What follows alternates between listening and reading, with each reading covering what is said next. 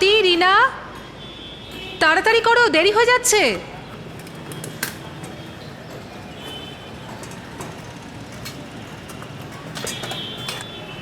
স্বাতী, রিনা, এই জন্যই বলি বেশি রাত পর্যন্ত টিভি দেখো না। রোজ সকালে তোমরা উঠতে দেরি করো। চলো।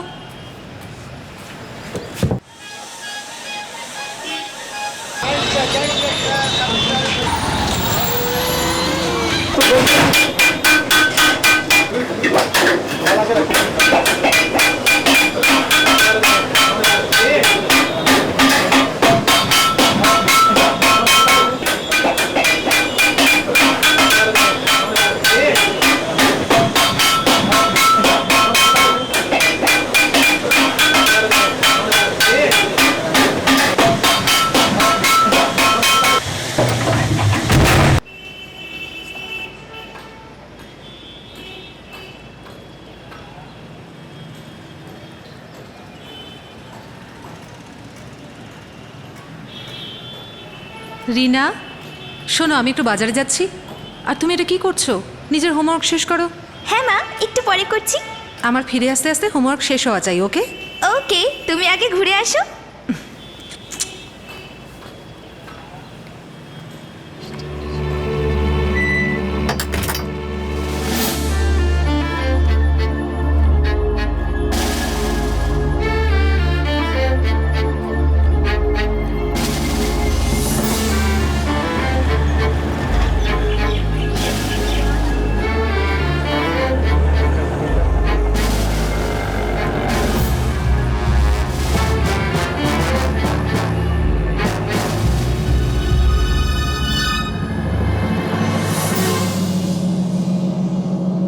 এই সেই দিন ছিল যেদিন ৩৫ বছরের কাঞ্চন শর্মা আর তার দুই মেয়ে স্বাতী এবং রিনাকে শেষবারের মতো দেখা গিয়েছিল। কিন্তু তাদের নিখোঁজ হয়ে যাওয়ার আভাস কাঞ্চনের বাবা পরের দিন বুঝতে পারলেন।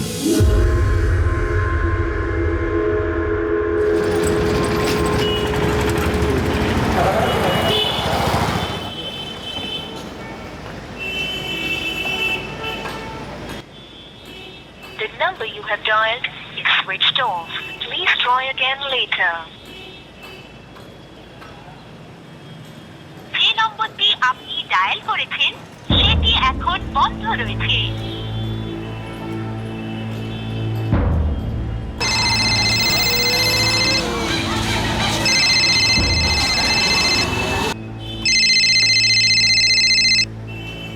এই শোনো, বাবা ফোন করেছেন।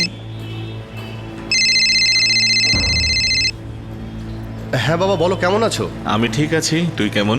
আমি একদমই ঠিক আছি, অফিসে বেরোচ্ছিলাম। জয়ন্ত, কাঞ্চনের সঙ্গে কথা হয়েছে? হ্যাঁ, গত সপ্তাহে হয়েছিল। কেন, কি হয়েছে? ওর ফোন সুইচ অফ বলছে। পরশু থেকে কথা হয়নি, ফোনটা কেন বন্ধ বুঝতে পারছি না। একটু পরে ট্রাই করে দেখো না, দিদি হয়তো ব্যস্ত রয়েছে, বা হয়তো ভাগ্নিদের স্কুলের মিটিংয়ে গেছে, তাই হয়তো ফোন বন্ধ রেখেছে। হবে হয়তো। The number you have dialed is switched off. কি হয়েছে? Please try again. এখনো সুইচ অফই বলছে। এখন আমার চিন্তা হচ্ছে। এক কাজ করো, জগদীশকে ফোন করো, ও কাঞ্চনের বাড়িতে গিয়ে দেখে আসবে।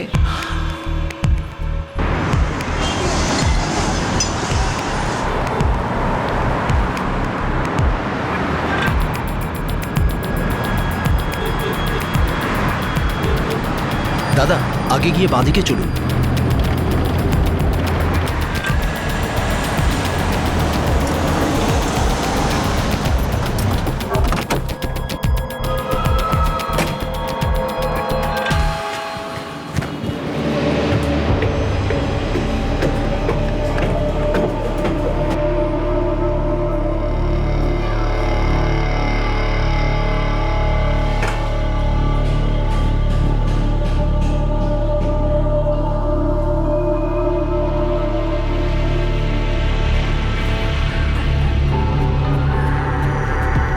দাদা, সামনের স্কুলে যাব।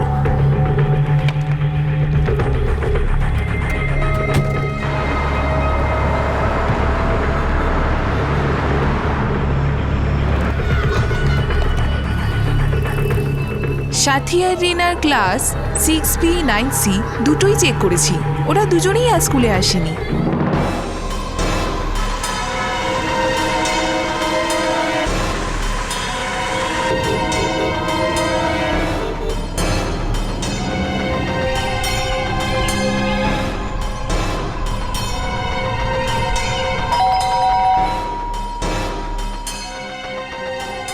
কাঞ্চন তো এখানে আসেনি, ওর কোনো ফোনও আসেনি। কি হয়েছে? হয়েছে কি, ওর ফোনটা বন্ধ আছে, বাড়িতেও কেউ নেই, বাচ্চারাও স্কুলে যায়নি। ভগবান করে যেন। না জামাইবাবু, সাথী আর রিনা স্কুলে যায়নি, বাড়িতে তালা লাগানো। আমি কাঞ্চনের শাশুড়ির সঙ্গে কথা বললাম, উনিও কিছু জানেন না। এখন তোমার সত্যি চিন্তা হচ্ছে। তুমি ওয়ানবির হামিদ আক্তারকে জিজ্ঞেস করো, হয়তো ও কিছু জানতে পারে। আচ্ছা ঠিক আছে, খোঁজ নিচ্ছি।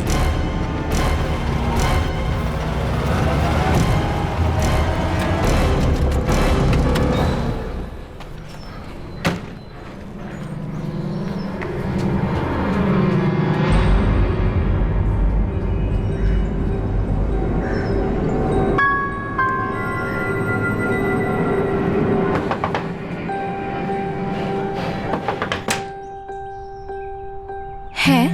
হামিদ ভাই বাড়িতে আছে? না, ও তো বাড়িতে নেই। আপনি? কাঞ্চন শর্মা, যে আপনাদের উপরে থাকে, আমি ওর মামা। ও আচ্ছা, ভিতরে আসুন। না ঠিক আছে, আসলে কাঞ্চন বাড়িতে নেই, ফোন বন্ধ রয়েছে, বাচ্চারাও স্কুলে যায়নি। আপনি কিছু বলতে পারবেন ওরা কোথায় গেছে? না, আমি তো জানি না। হ্যাঁ, তবে কাল থেকে কাঞ্চনকে একবারও দেখিনি, আর না তো বাচ্চাদেরও বাইরে খেলতে দেখেছি। এ তো আজব ব্যাপার, এমনটা তো হওয়ার কথা নয়। হ্যাঁ, ওই আমি হামিদের স্ত্রীর সঙ্গে কথা বললাম, ও কাল থেকে কাঞ্চন আর বাচ্চা দুটোকে দেখেনি, তিনজনের কাউকেই দেখেনি। কাঞ্চন কখনোই নিজের ফোন বন্ধ রাখে না, কিন্তু আমার তোর জন্য চিন্তা হচ্ছে এখন। যে নম্বরটি আপনি ডায়াল করেছেন সেটি এখন আমার খুব টেনশন হচ্ছে। কাঞ্চন আমাকে না বলে কোনোদিনও এইভাবে কোথাও যায়নি।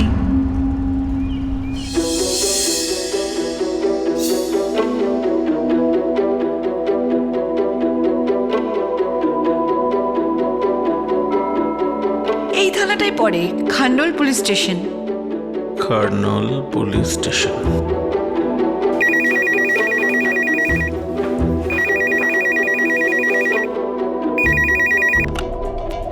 পিএসআই অতনু চ্যাটার্জি বলছি, খান্ডল পুলিশ স্টেশন থেকে। স্যার, আমি রমেশ রাঠোর বলছি, উত্তরপ্রদেশের ফরোয়াবাদ থেকে। স্যার, আমার মেয়ে কাঞ্চন শর্মা তার দুটো বাচ্চা রিনা আর সাথী না জানি কোথায় গায়েব হয়ে গেছে। ওদের সঙ্গে কোনোভাবে যোগাযোগ হচ্ছে না। ওরা খার্নাল এরিয়াতেই থাকে, ওদের ফোনটা বন্ধ, ফ্ল্যাটেও তালা। আপনি কি মিসিং কমপ্লেন লেখাতে চাইছেন? বুঝতে পারছি না, কিন্তু এরকম কখনো হয়নি। আচ্ছা ঠিক আছে, আমরা দেখছি, কিন্তু তার জন্য আপনাকে এখানে এসে একটা ডায়েরি করতে হবে। বাকি এসব ব্যাপার তো আর ফোনে হয় না। না স্যার, আমি আপনার কথা বুঝতে পারছি, কিন্তু কলকাতা আসতে তো সময় লাগবে আমার। দেখুন, এখানে তো আপনাকে আসতেই হবে না, আপনাকে এসে ডায়েরি করতে হবে একটা, এছাড়া আর কোনো সাহায্য করতে পারবো না। জয়ন্ত, আমি কাল ভোরের ফ্লাইটেই লখনৌ থেকে ওখানে যাচ্ছি। ঠিক আছে বাবা, আমি কালকে দুপুরের ট্রেনেই বেরোচ্ছি, তোমার সঙ্গে কলকাতায় গিয়ে দেখা হচ্ছে। তুমি মামাকে সঙ্গে করে নিয়ে আগে গিয়ে কমপ্লেনটা করে দিও। ঠিক আছে রে বাবা, আমি টিকিট বুক করে আসছি। আমিও যাব। তুমি এখানেই থাকো, তোমার ব্লাড প্রেশার রয়েছে। না, আমি যাব। আমি এখানে কিছুতেই একা থাকতে পারবো না।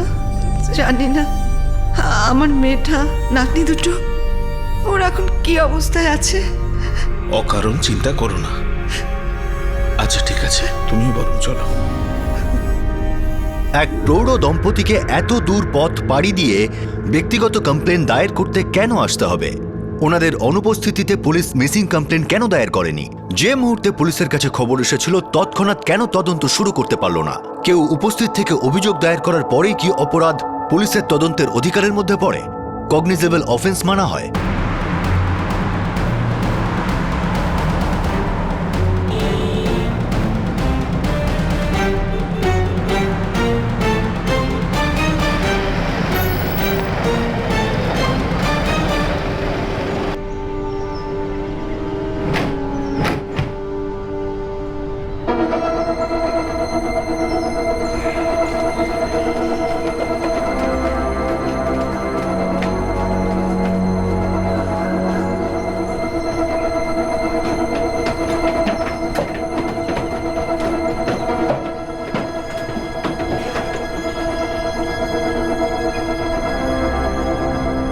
তালা ভাঙতে হবে।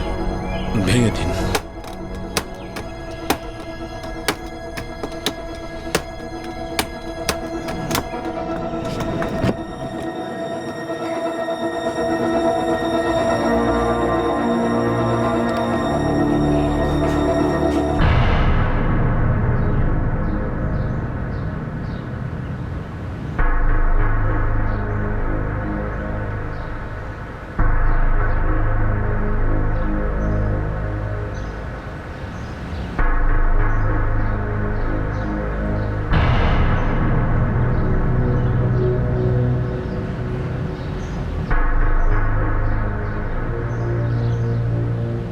ভেতরে চেক করো।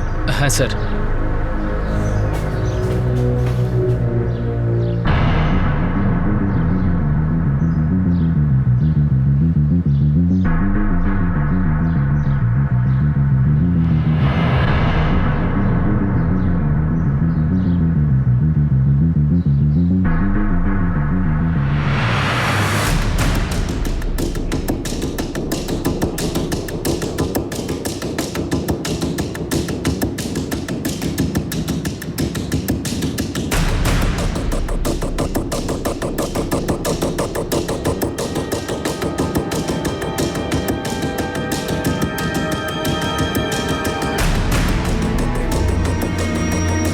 স্যার ওখানে রক্তের দাগ দেখলাম আর একটা কার্ডও পেয়েছি, আপনি আসুন দেখুন।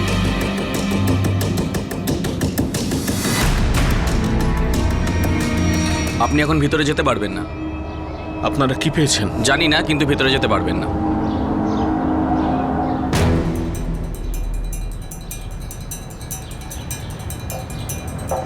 স্যার এই যে এই কার্ডটা পেয়েছি।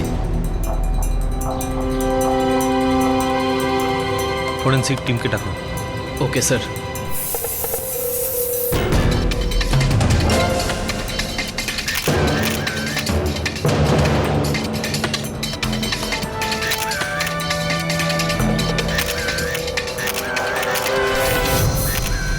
এখনো পর্যন্ত কিছুই পাওয়া যায়নি, তাও আমরা দেখছি। স্যার আমি দেখেছি আপনার অফিসার আপনাকে কিছু বলছিল। রামেশ্বরবাবু, আপনি আমাদের কাজ করতে দিন। বলুন না আপনারা কি পেলেন। আরে কতবার একই কথা বলবো, আমরা কিছুই পাইনি। ফরেন্সিক এক্সপার্ট ফটো নিচ্ছেন, আপনারা বাইরে থাকুন, না হলে প্রমাণ নষ্ট হয়ে যাবে। স্যার আমি ডাক্তার এখানে নেই, আর আমার মনে হয় এতে ওর হাত আছে। আপনি ওনাকে জিজ্ঞাসা করুন না। যদি আপনি প্রথম থেকেই সব কিছুই জানেন তাহলে আপনি তদন্ত করুন, পুলিশের কি দরকার এখানে।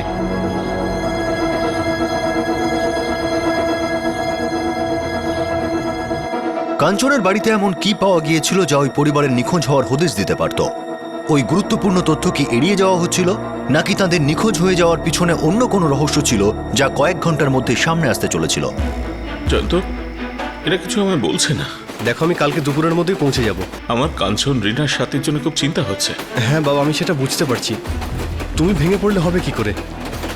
তোমাকে মাকেও তো সামলাতে হবে। মা হয়তো খুব চিন্তা করছে। তুই তাড়াতাড়ি আয় বাবা। হ্যাঁ বাবা।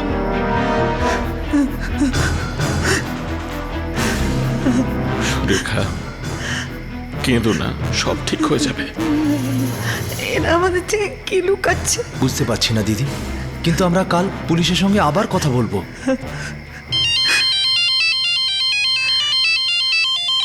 সুরেখা, কাঞ্চনের ফোন। হ্যাঁ রে মা, বল কোথায় তুই? আমাকে দাও। না স্যার, আমি রাজু বলছিলাম। রাজু? কাঞ্চন আর বাচ্চারা পুনেতে আছে। পুনাতে? ওখানে কি করতে গেছে? ওনারা কাঞ্চনের কোনো বন্ধুর বিয়েতে এসেছেন। রাজু, আমি ওর সঙ্গে কথা বলবো। এখন রিসেপশনে আছে। আপনাকে বলতে ভুলে গেছে, তাই আমাকে বলতে বলল। কাঞ্চন আর দুটো বাচ্চা ঠিক আছে। Hello hello hello. কি হয়েছে? ফোনটা কেটে দিল। ঘুরিয়ে ফোন করো। The number you have dialed is switched off. Switch off বলছে।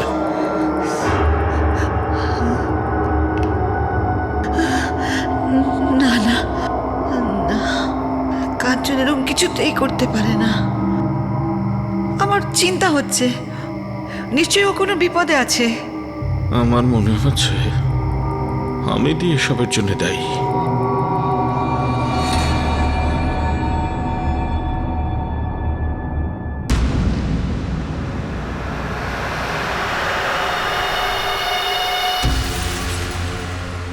তাড়াতাড়ি ঠিক হয়ে যাবে। আমি ওষুধ লিখে দিচ্ছি, আপনি কিনে নেবেন।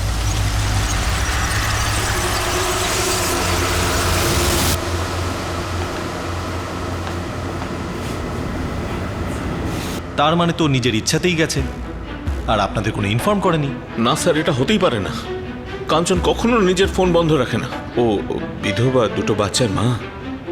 2-3 দিন ছাড়াই ওর সঙ্গে আমার কথা হতো। ও কিছু না বলে কোথাও যেত না।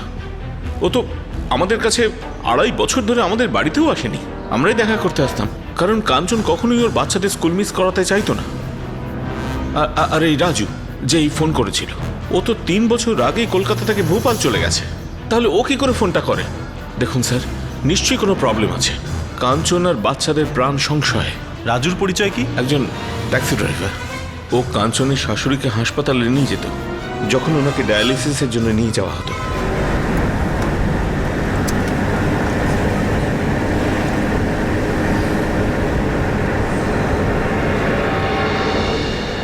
আরে তো 3 বছর আগের ঘটনা। রাজু এই শহর ছেড়ে দেয়, আর তবে থেকে আজ পর্যন্ত কারোর টাচেই নেই। রামেশ্বরবাবু, আপনি শুরু থেকেই হামিদ আক্তারকে সন্দেহ করছেন। আপনার মেয়ে কাঞ্চনের সাথে কোনো শত্রুতা ছিল? ও আমার মেয়ের কাছ থেকে বাড়িটা আবার কিনতে চাইছিল। আগে ওই বাড়ির মালিক ছিল। কাঞ্চন বেশ কয়েকবার আমায় জানিয়েছে যে ও এসে ঝগড়া করতো ওর সঙ্গে।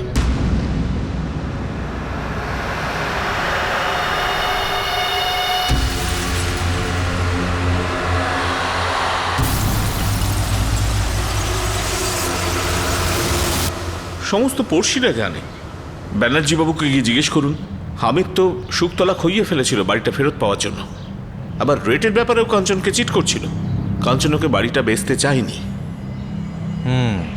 স্যার, কাঞ্চনের হাজব্যান্ড একটা কার অ্যাক্সিডেন্টে মারা যায়। তারপরও মেয়েদের স্কুলের কাছেই একটা বাড়ি কেনবার চেষ্টা করছিল। তার আগে তো শ্বশুর বাড়িতেই ছিল স্যার। আর এই বাড়ির ব্যাপারে রাজুই ওকে বলেছিল। বাড়িটা কোথায়?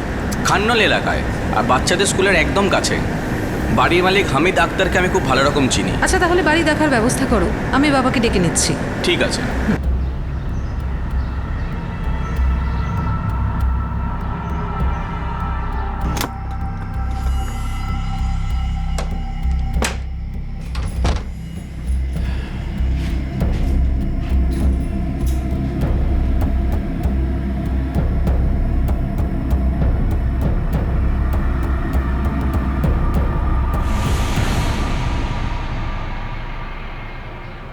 কাঞ্চনের বাড়ি সেলামি সিস্টেমে কিনেছিল।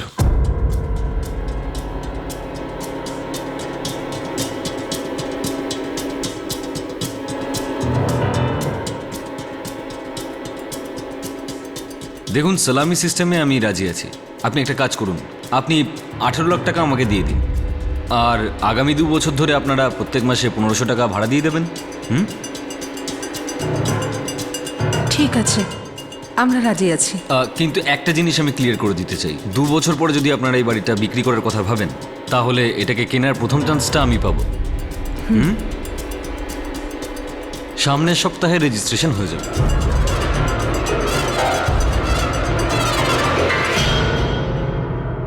সালামি সিস্টেম এটা এক রেন্ট অ্যান্ড বাই সিস্টেম।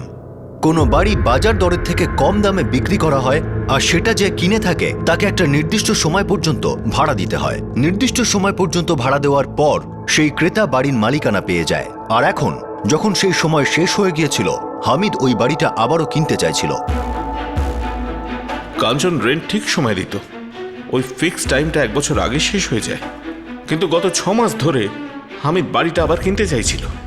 ও কাঞ্চনের উপর চাপ দিচ্ছিল, তার উপর আবার মার্কেট রেটের থেকে কম টাকা দিচ্ছিল। 30 লাখ টাকা তো অনেক কম হামিদ ভাই, মার্কেটে তো এর চেয়ে বেশি চলছে। দেখুন কাঞ্চন দেবী, আমাদের কথা আগেও হয়ে গেছিল, আর আমি আপনাকে অ্যাডভান্সও দিয়ে দিয়েছি। আপনি আপনার কথার খেলাপ করছেন। কিন্তু হামিদ ভাই, আপনি আমাকে চিট করছেন। আমি মার্কেট রেট যাচাই করেছি, এখন আমি এই বাড়ির জন্য কম করে 40 লাখ পেতে পারি। আপনি আমাকে আগেও চিট করেছেন। যখন আপনি এই বাড়ি 18 লাখ আর 2 বছরের রেন্টে দিয়েছিলেন, তখন এর দাম 15 লাখ ছিল। আপনার সাহস কি করে হলো আমাকে চিটিংবাজ বলার? আরে চিটিংই তো করছেন আপনি আমার সঙ্গে। আমার কোনো অ্যাডভান্স চাই না, আমি অ্যাডভান্স ফেরত দিয়ে দেবো। আমি অন্য কাউকে বেচে দেবো।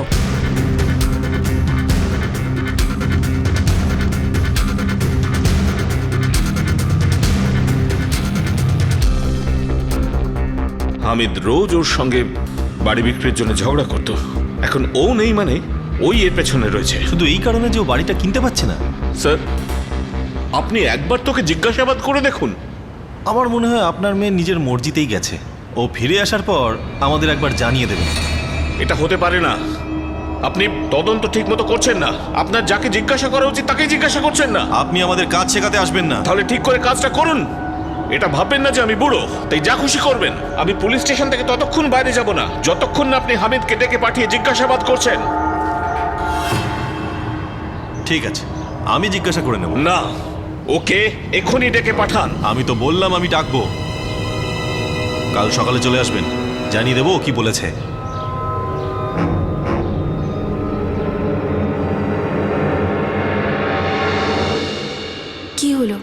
কিছু না, ওই পুলিশ ফোন করেছিল। সালাম আলাইকুম সাহেব। হ্যাঁ হামিদ, কেমন আছো? আগে ভালো আছি। ওই মালিকবাবু, ওই পুলিশ থানায় ডেকেছে, যদি আপনি সঙ্গে যান তাহলে ভালো হয়। হ্যাঁ হ্যাঁ ঠিক আছে, যাব। অফিসার কি মজুমদার? আগে ঠিক আছে, আমি ওকে ফোন করে দিচ্ছি, আমরা কালকেই যাব।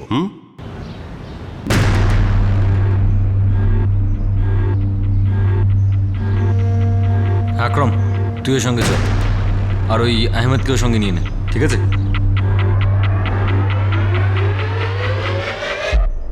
তুমি এরকম চিন্তা করো না মা, আমরা দিদি আর দুই ভাগ্নিকে ঠিক খুঁজে বের করব। বারবার আমরা পুলিশের কাছেও যাচ্ছি, কিন্তু দেখছি পুলিশ তো কিছুই করছে না।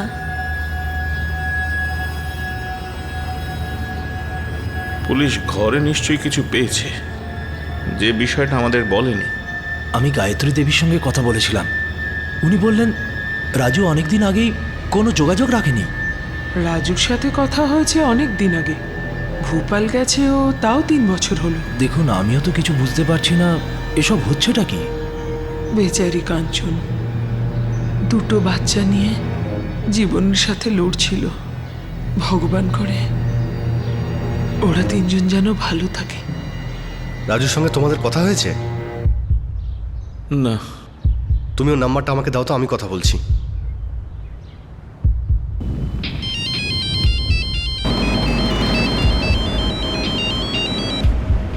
Hello hello Raju. হ্যাঁ হ্যাঁ বলছি।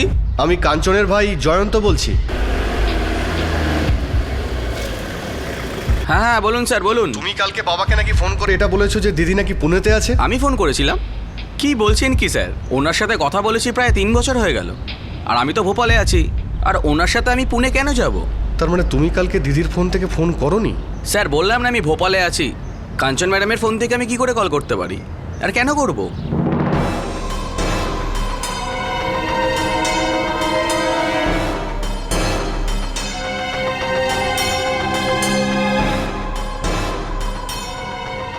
কি বললো কি ও? বাবা ও তো বলছে যে ও ফোন করেনি।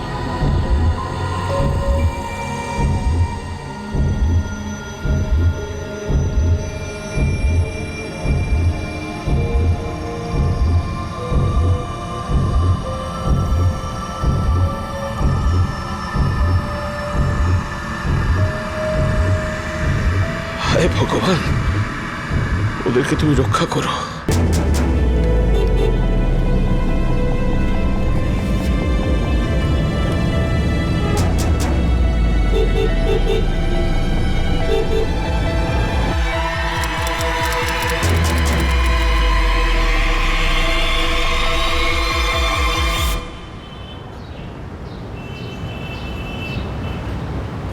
সালাম রামেশ্বরবাবু। এসব কি হচ্ছে রামেশ্বরবাবু? আপনি আপনার মেয়ের নিখোঁজ হওয়ার দোষটা আমার উপর চাপাচ্ছেন, উল্টে 15 লাখ টাকা অ্যাডভান্স আমার কাছ থেকে নিয়ে ও নিজেই নিখোঁজ হয়ে গেছে। আমার মেয়ে আর ওর বাচ্চারা কোথায়? দেখুন রামেশ্বরবাবু, আপনার মেয়ের কাজের জন্য আপনি আমাকে অভিযোগ করছেন, এটা কিন্তু ঠিক নয়।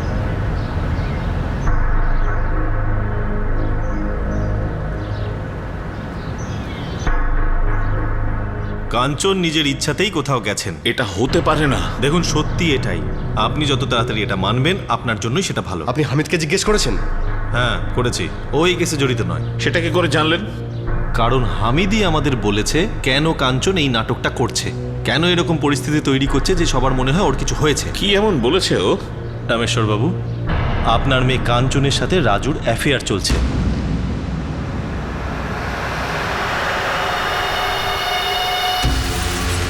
রামেশ্বরবাবু, আপনার মেয়ে কাঞ্চনের সাথে রাজুর অ্যাফেয়ার চলছে, আর অনেকেই ওদের দুজনকে একসাথে দেখেওছে। মজুমদার, আমি ওকে ভালো করেছি না। ওর বাড়ির জন্য কাঞ্চনকে 15 লক্ষ টাকা দিয়েছে, এখন বলছে বাড়ি বিক্রি করবে না। টাকা ফেরত দেওয়ার জায়গায় ও সেটা নিয়ে পালিয়েছে। স্যার ওকে গায়েব করে আমার কী লাভ? বাড়িটা তো আমি পাইনি, সেটা এখন ওরই নামে।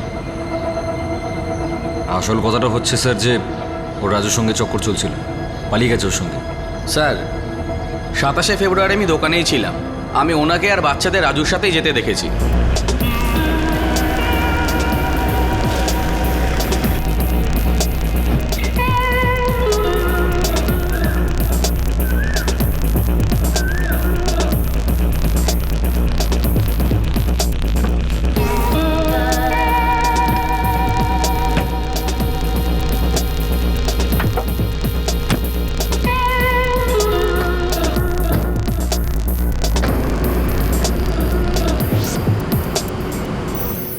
স্যার আমার বউ বাচ্চা আছে, আমার একটা সম্মান রয়েছে, গোটা পাড়া জানে। বেকার অভিযোগ করা হচ্ছে আমার উপর। স্যার আমি এর গ্যারেন্টি দিচ্ছি, আমি হামিদ ভাইকে অনেক দিন ধরে চিনি, উনি এরকম করতেই পারেন না। নিজের অ্যাফেয়ারের কথা বাড়িতে বলতে পারবে না বলেই এভাবে পালিয়ে গেছে, এখন এরকম নাটক করছে। ওই যে ফোনটা এসেছিল যে ও পুনাতে যাচ্ছে বিয়ে অ্যাটেন্ড করতে, ওটা রাজু আর ওরই প্ল্যান ছিল হয়তো। ওর মা বাবা বেকার ভাবছে যে ওর কিছু হয়ে গেছে হয়তো, আসলে এই পুরো খেলাটা ওরই সাজানো।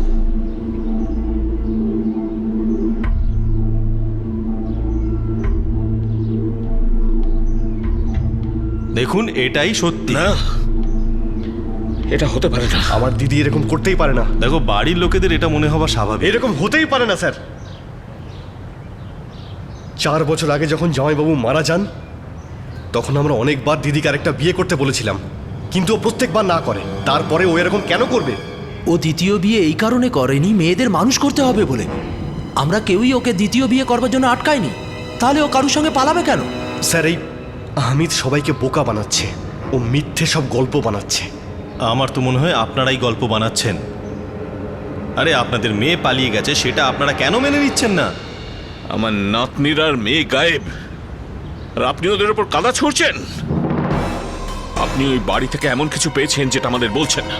আপনি হাত মিলিয়েছেন, হামিদের তরফদারি করে আমার মেয়ের ওপরে মিথ্যে অভিযোগ করছেন। মুখ সামলে কথা বলবেন। আপনার মেয়ে পালিয়ে গেছে, এটা পাতি একটা প্রণয়ের কেস। নিজের অ্যাফেয়ারের কথা আপনাদের বলার মতো কাঞ্চনের কাছে সাহস ছিল না, উল্টে আপনারা আমাদের ওপর আঙুল তুলছেন যেন আমরা নিজের কাজ ঠিক করে করছি না। আমাদের পিছু ছাড়ুন, আর যখন মেয়ের খোঁজ পাবেন তখন আবার আসবেন, তার আগে আর বিরক্ত করতে আসবেন না। এই এনাদের বাইরে ছেড়ে এসো। চলুন চলুন বাইরে যান।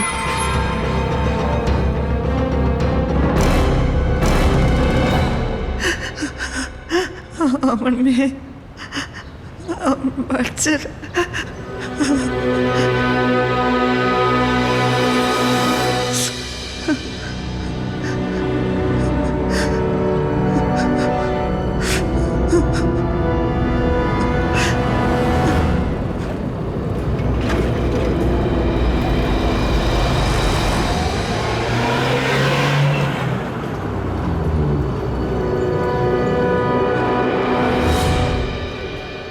আপনি একটু লেট করে দিলেন হামিদ ভাই। গুফরান তোর দোকান চাইলে বল, কম রেটে দিয়ে দিচ্ছে। এখন তো লাগবে না, আমি অন্য জায়গায় ফাইনাল করে ফেলেছি। আচ্ছা ঠিক আছে, তোর হাতে যদি কেউ থাকে আমাকে বলিস, আমি দোকানটা বিক্রি করে দিচ্ছি। ঠিক আছে ভাই, বলে দেবো।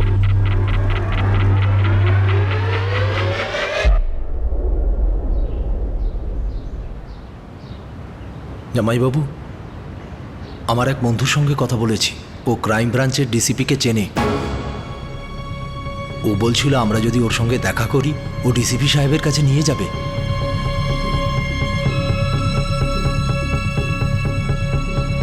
আমার তো মনে হয় উনি আমাদের নিশ্চয়ই সাহায্য করবেন।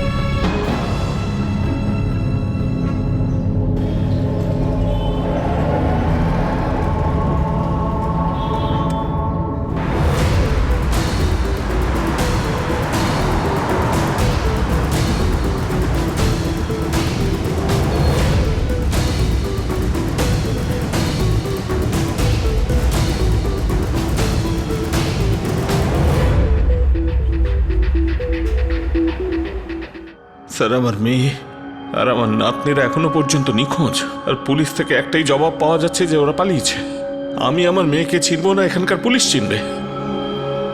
পুলিশ নিজের কাজ করছে না স্যার।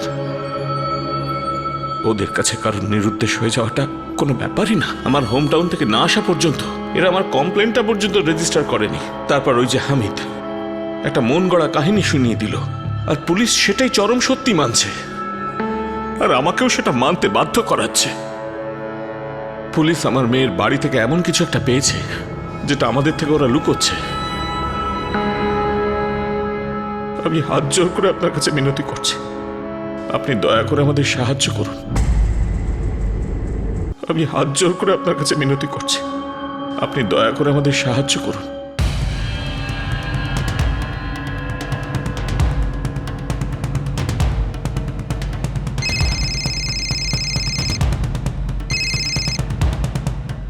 Good morning sir. শোনো, একটা ইম্পর্টেন্ট কেস আছে। খান্নাল এরিয়া থেকে একটা পরিবারের 3 জন নিখোঁজ, এক মা আর তার 2 মেয়ে। আমি চাইছি তোমার টিম নিয়ে তুমি কেসটা হ্যান্ডেল করো। Sir, it's an urgent matter. Sure sir. আপনার মেয়ে আর নাতনিদের আপনি পেয়ে যাবেন। আমি কথা দিচ্ছি, ওদের খোঁজার জন্য আমাদের টিম কোনো ঢিলেমি করবে না। Thank you sir. Sir, inspector Majumdar এই কেসটাকে হ্যান্ডেল করছিল। এখন পর্যন্ত এই প্রোগ্রেসের খবর নাও। 1 ঘন্টার মধ্যে সমস্ত রিপোর্ট আমার টেবিলে চাই। স্যার।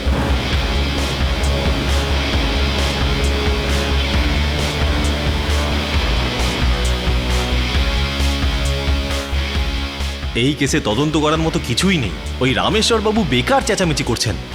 হয়েছে কি, ওনার মেয়ে একটা ড্রাইভারের সাথে পালিয়ে গেছে। ফরেন্সিক ডিপার্টমেন্ট পুরো ঘরটা তদন্ত করেছিল, রাইট? হ্যাঁ হ্যাঁ, ফটোগ্রাফসও রয়েছে। এই ফাইলে আপনি সবার বয়ান আর কেসের পুরো ডিটেল পেয়ে যাবেন।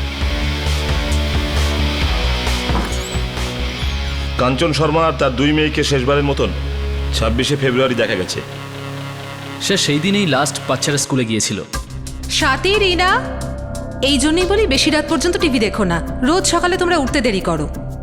আর আজই হলো 3 মার্চ, মানে মা আর বাচ্চারা গায়েব হয়েছে 5 দিন হয়ে গেল। আর স্যার, রামেশ্বর বাবুর বক্তব্য অনুযায়ী ওনার মেয়ের সাথে 2-3 দিন ছাড়াই কথা হতো। স্যার, তারপর হঠাৎ করে রাজু নামের একটা লোক রামেশ্বর বাবুকে ফোন করে বলেন যে ওনার মেয়ে পুনাতে এসেছে কোনো বিয়ে বাড়ি অ্যাটেন্ড করতে। কাঞ্চন আর বাচ্চারা পুনেতে আছে। হতে পারে এটা মিথ্যে, কেননা রামেশ্বর বাবুর কথা অনুযায়ী উনি 2-3 দিন ছাড়াই নিজের মেয়ের সাথে ফোনে যোগাযোগ রাখতেন। তাহলে এটা কি করে সম্ভব যে তার মেয়ে নিজের বাবাকে কিছু না বলে কোথাও পালিয়ে যাবে?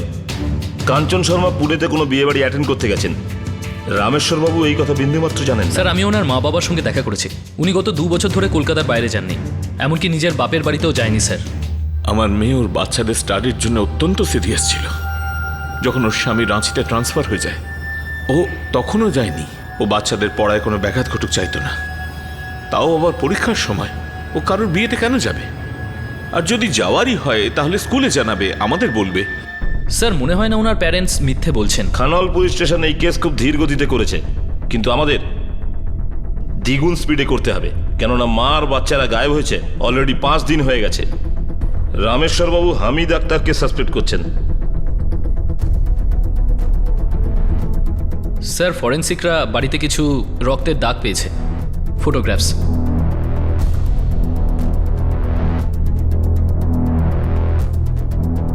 অংশমান স্যার, রাজুকে ট্র্যাক কর। ওকে।